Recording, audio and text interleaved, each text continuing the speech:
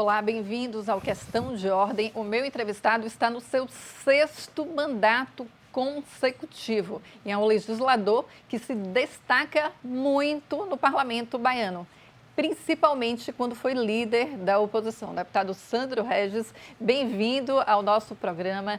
Antes dos bastidores, eu estava conversando com o senhor e estava falando que o senhor visivelmente foi um dos deputados, ou o deputado que mais se destacou aqui na liderança da oposição aqui na casa. Primeiro, obrigado, Fernanda, pela oportunidade de estar participando aqui do Questão de Ordem e também lhe agradecer a sua boa vontade com sua opinião. Isso que nos dá força para continuar trabalhando, mesmo não sendo uma tarefa fácil. Você já está praticamente 20 anos na oposição, mas a melhor coisa do mundo é a gente poder defender o que nós acreditamos. Então, em cima disso aí que nós temos travado nosso mandato, defendendo os interesses da Bahia e dos baianos. Deputado, vou só fazer um adendo aqui. O senhor disse que é a minha boa vontade, mas não. Eu estou aqui na casa, no Parlamento Baiano, há 22 anos. Eu entrei aqui como estagiária e acompanhei todo esse seu percurso, toda a sua liderança aqui, combatente na oposição aqui do Parlamento Baiano. Então, eu gostaria de perguntar como é que o senhor vê a oposição atualmente, deputado? Na minha visão, acho que a oposição está um pouco mais tímida, o senhor concorda? Não, a oposição, nosso bloco de oposição é formado de diversos partidos. Muitos deputados novos, né, que se elegeram não ligados diretamente ao nosso grupo político, mas que fazem oposição também por entenderem que o PT não é o melhor caminho para a Bahia. Então existe a divergência de ideias, existe a divergência de opiniões, mas o líder Alan Sanches tem feito de tudo para manter a unidade e o bloco de oposição seguir firme aí, defendendo a Bahia e os baianos. Deputado, o senhor que está aqui no parlamento, né, há quase 2 décadas, o que o senhor percebe que mudou no parlamento? Eu sempre questiono aqui para os legisladores que se vota mais projeto do executivo do que do próprio legislativo. Estou falando porque eu acompanho. Eu gostaria de saber se o senhor concorda com essa afirmação, porque os legisladores, a maioria concorda. E qual a opinião do senhor a respeito? Concordo. Infelizmente, o parlamento baiano ele ainda continua muito submisso ao executivo. Isso o parlamento não percebe, que tira o próprio valor dos deputados estaduais e terminam sendo um puxadinho do governo do estado. Enquanto o parlamento não entender que o parlamento tem que ser um poder independente, claro, dentro desse poder independente existem as bancadas de oposição e de governo, mas como um olhar institucional, o parlamento tem que ser um poder e caminhar com suas próprias pernas e não ser um puxadinho do Palácio de Ondina. Enquanto o parlamento for agir desta forma, nós não teremos o respeito e nenhum valor que o parlamento tem que ter. O que o senhor acha que precisa ser mudado, deputado? A mentalidade dos deputados, né? Tem deputado do governo que até hoje não foi atendido pelo governador. E o governador manda qualquer projeto de lei, o deputado sequer nem lê o projeto, mas na vontade de servir e na submissão, vota, muitas vezes mesmo contra o seu pensamento e seus interesses pessoais. Enquanto o parlamentar não entender que o seu mandato, quem dá é o povo, é a população e não o governador, infelizmente a casa vai caminhar sempre nessa submissão. Deputado, qual análise o senhor faz da atual gestão do governo do estado? Qual a opinião do senhor a respeito da gestão de Jerônimo e até em comparação com a gestão de Rui Costa? Na época, eu entrevistei diversos legisladores aqui no Parlamento Baiano e também nos bastidores, alguns me confidenciavam que a relação com o ex-governador Rui Costa e atual ministro da Casa Civil era bem distante. E muitos legisladores nem sequer conseguiam falar com o governador. Atualmente dizem que está muito mais próxima a gestão de Jerônimo Rodrigues. Qual a opinião do senhor? O senhor acha que o parlamento está mais próximo do atual governo? Eu não posso avaliar porque eu não faço parte da bancada de governo. Eu continuo distante como sempre e não faço questão nenhuma de me aproximar. Mas na leitura, no primeiro dia daqui, o governador falou que gostaria de ter uma relação saudável com o parlamento, até com os oposicionistas. Até hoje não pagou isso? emenda da oposição, nem do governo, como é que ele pode ter relação saudável? O problema é que o PT, ele é muito bom no discurso, ele é muito bom no papel, mas ele faz todo ao contrário da prática. Continua não respeitando o parlamento, continua não pagando as emendas dos parlamentares, então não existe uma relação saudável. Né? Se não há respeito, o mínimo que é, as emendas são constitucionais, o governo não paga, então ele não respeita a casa. Ele pode respeitar a casa num discurso bonito, tanto que na abertura dos trabalhos desse ano, o líder Alan Santos orientou a bancada a não estar presente, para a gente não escutar a mesma ladainha de sempre e sabendo que na prática é completamente diferente do que no dia a dia. Deputado, em 2022, Assemineto, que é o ex-prefeito de Salvador, né, da primeira capital do Brasil, ele estava disparado nas pesquisas, né? E teve aquele reviravolta e o governador Jerônimo foi eleito. Na época, nos bastidores, o que eu ouvia bastante, e não apenas de um legislador, não os oposicionistas, mas o legislativo em geral, tanto da oposição quanto da situação, é que o senhor seria o possível candidato, caso a Assemineto ganhasse a eleição, e o senhor tinha uma receptividade muito grande entre os governistas e também os oposicionistas. Já era dado como certo. Teve essa conversa, deputado? Não teve essa conversa, mas a minha relação com o Neto é muito forte. Eu sou o único deputado hoje que, desde que entrei no parlamento, sempre me mantive na oposição.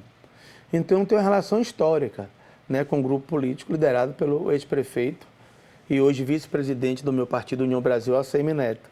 Então, isso poderia ser uma consequência, mas não teve nenhum tipo de acordo prévio, não teve nenhum tipo de conversa já dada como certa essa grande conversa que ocorreu na política. Mas eu acredito que se fosse por reconhecimento, que se fosse por lealdade, por fidelidade, com certeza meu nome era um dos primeiros nomes a serem pensados, né? Se Neto fosse governador, para presidir a casa. Mas, deputado, quando eu digo conversa, não é a conversa de acordo com o ex-prefeito Assemineto. Eu digo nos bastidores mesmo. Era o comentário de bastidores dos próprios legisladores. O senhor escutava esse burburinho? O senhor era chamado para conversar? Isso era pela própria construção que eu tenho com meus colegas, né?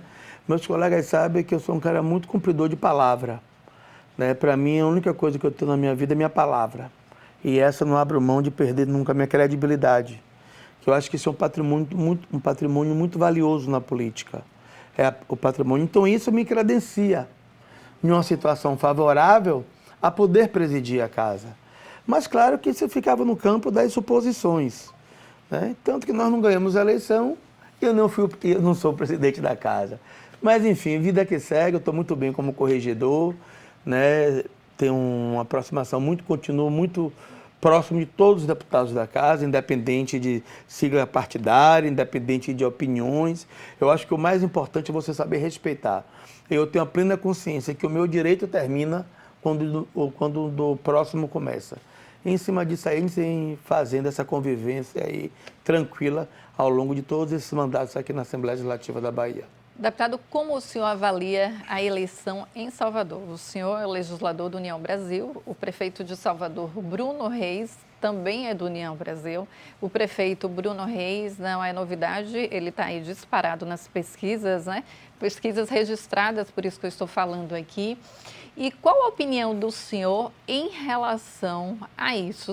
Nós temos quem vai enfrentar Bruno Reis é o vice-governador Geraldo Júnior, do MDB, da base do governo.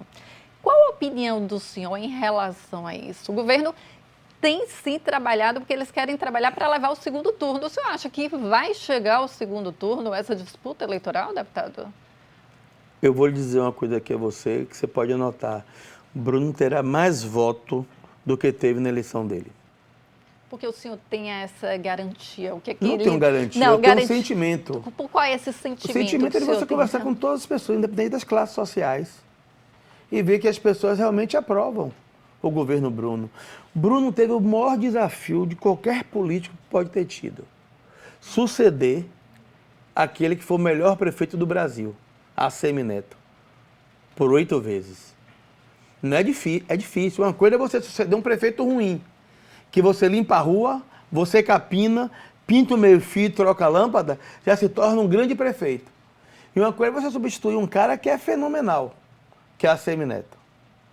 E Bruno continuou mantendo o ritmo de trabalho, avançou em várias áreas que Neto não tinha avançado, e hoje Bruno tem um reconhecimento de todos. Não sou eu que falo do União Brasil, não, mas se você chamar qualquer deputado do governo, até do próprio PT, no off, tenho certeza que eles vão lhe dizer a mesma coisa que eu estou lhe dizendo, que Bruno vai ter mais voto do que teve na sua eleição. Deputado, já que a gente está falando aqui do prefeito de Salvador, Bruno Reis, eu sou colunista articulista política da Tribuna da Bahia. Obrigada, deputado, fico feliz. E eu fiz um comentário político a respeito de Bruno Reis e também de Assemineto, comparando os dois. Na minha concepção, Bruno Reis também está tendo essa liderança de Assemineto, está dividindo essa liderança política da oposição com Assemineto. O senhor concorda com isso? Não. Por que não? Porque o líder é Assemineto. Bruno é o prefeito de Salvador. Mas sabe por que eu estou questionando isso, deputado? Porque eu estava conversando com alguns políticos do interior da Bahia e eles estavam negociando até para ir para a União Brasil. E eles me confidenciaram, eu estou indo conversar com Bruno Reis. E não me falaram, eu estou indo conversar Bruno foi deputado estadual. Com Assemineto. Bruno foi deputado estadual, um grande deputado estadual. Bruno conhece, eu sempre digo, Bruno conhece todas as lideranças comunitárias de Salvador e como conhece também todas as lideranças políticas da Bahia. Bruno, quando foi deputado, foi um dos mais votados do Estado. E Bruno fazia toda a parte política de Neto. Então, Bruno tem essa relação com Neto. Né? Mas a relação de Neto e Bruno é uma relação muito saudável. Não existe essa disputa, não existe essa disputa. É um projeto só, onde nós temos Bruno como o principal político hoje de mandato, que é o prefeito da capital, e temos Assemineto como nosso líder político de todos nós, de todo o nosso grupo político. Não, isso aí eu concordo com o senhor, que eu lembro que eu vi uma entrevista de Bruno Reis, na realidade eu estava na coletiva e estava tendo um burburinho que havia uma possível ruptura. Bruno é muito correto. Isso que Fernanda, é isso que eu estou dizendo. A correção de Bruno é inquestionável. E ele declarou na época, deputado, que se fosse para escolher entre deixar a política e deixar a amizade de Assemineto, ele deixaria a política. E ele não faz isso da boca para fora. Eu imaginei, eu vi uma correção muito forte. Bruno é uma figura com um caráter irretocável, um cara de palavra, um cara que reconhece os amigos. Então, a possibilidade de sair, muitas coisas a gente pode dizer que é zero, né? Mas isso aí eu tenho certeza que é zero. Pela relação, Bruno e Neto se conhecem pelo olhar. Eu imagino. Né? São muito unidos, são muito amigos realmente. Então, o que vem disso aí é só especulação, é só especulação da oposição. A gente vai para um breve intervalo e a gente volta já já.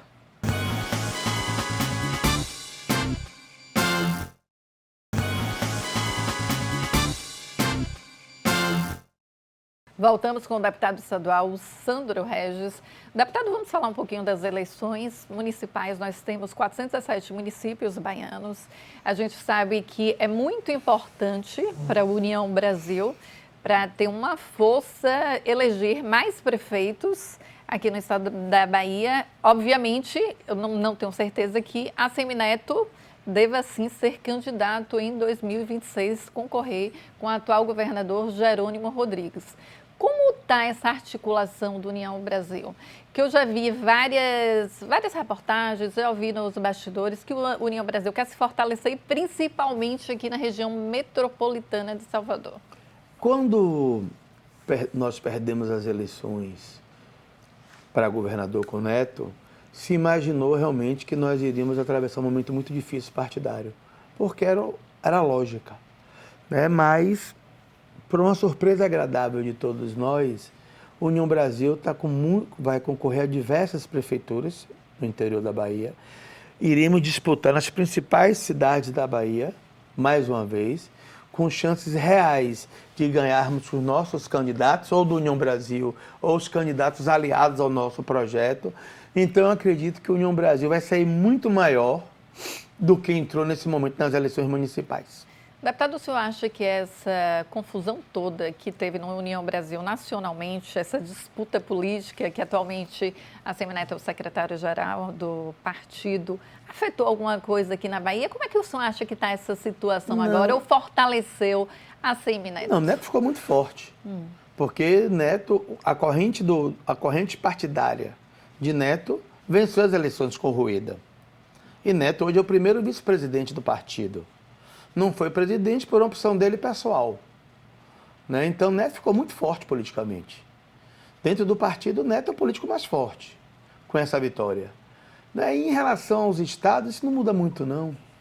Porque aqui nós ganhamos, a nossa corrente ganhou.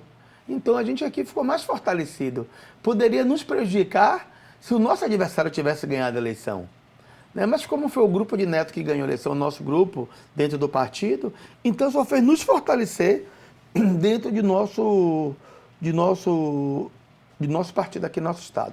Deputado, quando eu questionei o senhor de Assemineto de 2026, já há discussões sobre a possível candidatura de Assemineto? A gente sabe que a eleição é 2024, mas a gente sabe que a política é como um jogo de xadrez. A gente tem que estar ali vendo qual peça vai mexer e antever, né, os passos dos outros políticos. Eu faço uma leitura muito simples sobre isso. Neto foi candidato a governador, governo contra, né? Imprensa praticamente toda contra Neto, né? E tantas outras instituições também torcendo para que Neto não ganhasse. E nós perdemos a eleição por 2% ou 1%. Então não se iluda. 2%. Se a eleição fosse hoje, vai ser a mesma coisa. E esse 2% a gente não sabe para onde a gente vai. A exemplo, olha a eleição para presidente do Brasil agora. Quem ganhou por 2, perde por 2. O Brasil continua 100% dividido. E aqui na Bahia, hoje ainda, só existem dois lados. O PT e o anti-PT, que é representado pela Semineto. Então a eleição vai continuar sendo uma eleição disputada. E polarizada, é verdade. Polarizada aqui e nacionalmente. Tenha certeza, o Lula ganhou com menos de 1% as eleições para presidente. Hoje eu tenho convicção que Lula não se reelege. Que isso vai influenciar diretamente aqui na eleição da Bahia. O senhor falou de Lula que vai influenciar na Bahia. O senhor acha Agora, que... negativamente. Negativamente. Não positivamente, como... O Jerônimo só ganhou porque Lula teve aqui 72% dos votos válidos da Bahia. Se tivesse tido 68%, o governador seria Neto. É verdade. Foi para o segundo turno em uma disputa muito acirrada, né? Foi uma disputa muito acirrada, sendo que a Semineto também não tinha a força política da máquina, né, deputado? Falando em força política da máquina, Bruno Reis, que tem a força política da máquina aqui na Prefeitura de Salvador, o senhor falou a respeito do presidente Lula. O senhor acredita que o presidente Lula vindo para aqui, para a capital baiana, fazendo política para o vice-governador, assim, vice-governador Geraldo Júnior, pode influenciar na disputa? Quando foi Nelson Pellegrino candidato do PT, veio Lula e todos os ministros do PT no último comício pedir voto para Pellegrino e Neto ganhou no primeiro turno. Então a cidade, Salvador, a capital, sabe diferenciar, né? Sabe diferenciar e sabe reconhecer o trabalho que o nosso grupo vem fazendo desde a época que Neto assumiu o poder. Deputado, como é que está a sua vida política neste momento? Porque os legisladores já estão começando a viajar bastante. Eu vou viajar agora, vim aqui só lhe ver. Obrigada. Eu fico muito feliz, viu, deputado, por ter vindo prestigiar aqui, fazer esse bate-papo, sabendo que a vida do senhor está muito corrida e está aqui prestigiando. Fernanda, eu sou um cara que é o seguinte, eu aprendi a fazer política. Alguns colegas meus, ou muitos colegas nossos, eles acham que sobreviver, mesmo na oposição, é votar com as lideranças do governo. O meu voto é 100% dentro do União Brasil. O meu voto é 100% do lado de... Eu não tenho voto no governo. Acho que eu tenho aqui um município ou dois só. 90% de meu voto é União Brasil. E foi super bem votado, né, deputado? Por quê? Porque o meu voto está comigo. E sabe que no dia que mudar, vai mudar todo mundo junto comigo. Quem roeu o osso vai passar a ter um tratamento especial. Então, eu aprendi a sobreviver assim. Eu não tenho voto no governo. Então, é muito difícil o governo tomar meu voto.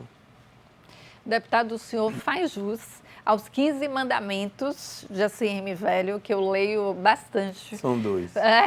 Porque ele diz, em um dos mandamentos dele, que um político, ele sendo da oposição ou da situação, dependendo do trabalho dele, né, e do brio dele, ele se destaca. E o senhor oposicionista sempre se destacou aqui no Parlamento Baiano, independente de estar na oposição ou na situação. É porque as pessoas, quando me olham, me identificam, né?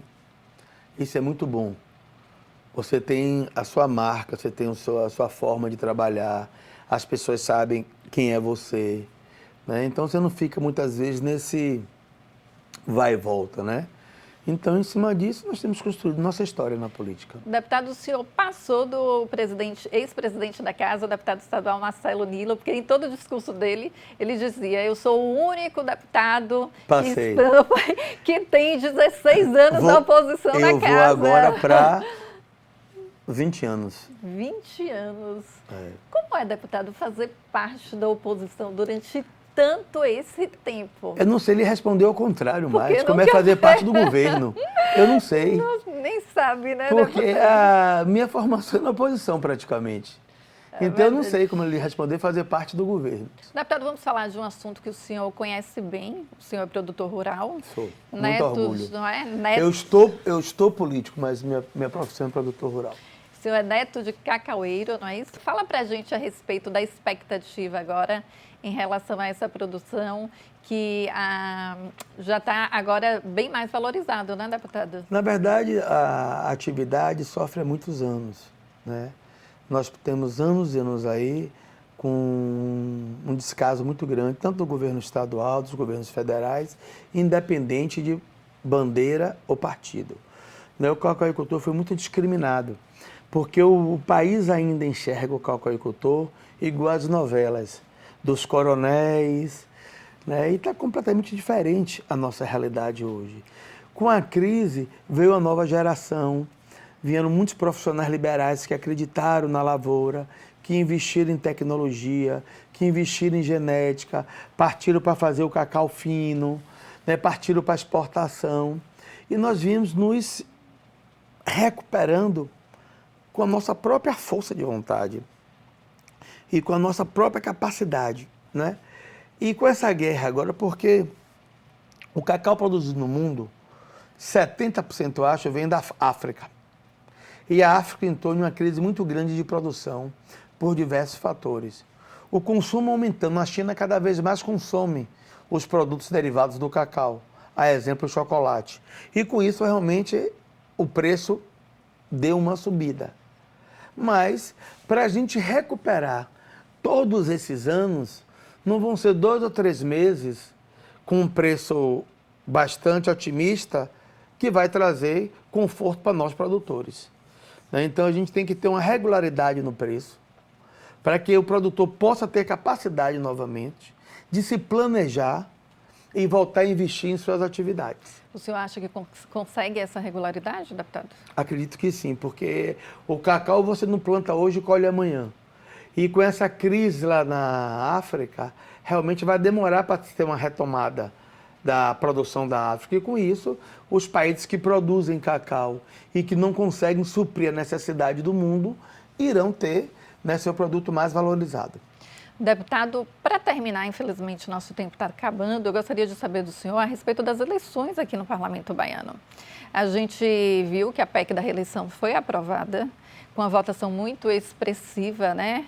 De 56 votos favoráveis à PEC da reeleição. A expectativa é que o presidente da Casa, o deputado estadual Adolfo Menezes, coloque o seu nome. Nos bastidores dizem que o deputado é imbatível. Eu gostaria de saber a respeito da oposição. Eu me recordo que a oposição aqui sempre foi o fiel da balança aqui. Sempre a oposição está de um lado, ou quando a oposição está de um lado, ela vai e consegue arrumar mais o jogo político e até a vitória, deputado. Como está a oposição? Como definiu a oposição em relação à eleição de fevereiro do ano que vem aqui na Casa? Nós temos o líder Alan, né? É Alan que vai conduzir esse processo. Mas os bastidores? Não, nós não temos discutido isso ainda dentro nós não temos discutido isso dentro da liderança, até porque a PEC foi votada por todos os deputados, né? Todos os partidos votaram na PEC. Então foi uma ação mais da casa, né? Mas claro que quem tem a caneta tem o poder. A figura do Adolfo por si só é uma figura muito respeitada na casa. Adolfo é um cara que todo mundo respeita, que todo mundo é um cara muito cumpridor do que fala, de palavra, é um cara muito sério, de bons valores, mas em relação ao campo da oposição, está muito distante essa discussão ainda. Eu acho que no momento certo o líder da nossa bancada, Alan, irá conduzir esse processo. O senhor lembra da eleição quando foi Ângelo Coronel, que foi a disputa? O senhor era o líder, né? Eu que fui. Eu lembro nessa época que quem deu a vitória ali para Ângelo Coronel foi E diga-se de passagem, Ângelo Coronel foi hiper correto com a oposição. Tudo que Coronel tratou com a oposição, ele cumpriu 100%. A oposição, naquele momento, na eleição da casa, não tem uma vírgula para falar de Ângelo Coronel. Eu lembro, deputado, que nos bastidores já estava certa, como certa, a eleição de Marcelo Nilo. Aí foi se desfazendo, e quando a oposição... O problema de Marcelo Nilo ali, quando ele recebeu o apoio do PT, ele pensou que não precisava mais da oposição, que foi o erro da vida dele. Porque todas as vezes quem elegeu Marcelo Nilo foi a oposição. Ele não imaginava. Quando ele recebeu o apoio do PT, ele achou que não a oposição se sentiu à vontade e construímos um novo projeto com Marcelo Nilo, ou com Ângelo Coronel. Deputado, eu quero muito agradecer a presença do senhor. É muito bom, é excelente ter um legislador aqui que conhece muito o parlamento, um legislador oposicionista, que debate ideias, projetos, política. Muito obrigada pela presença do senhor aqui e eu quero entrevistá-lo mais vezes aqui na casa. Eu que lhe agradeço, Fernanda, muito. Eu tenho até vindo muito pouco aqui. Estou à disposição para participar de mais programas, de conversar, trocar ideias, seja ele sobre qualquer assunto, não só política. Enfim, meu agradecimento a você por essa oportunidade de dizer que nós estamos aí firmes e fortes na oposição da Bahia. Parabéns, deputado. Muito obrigada, viu? A gente fica por aqui. Até o próximo programa.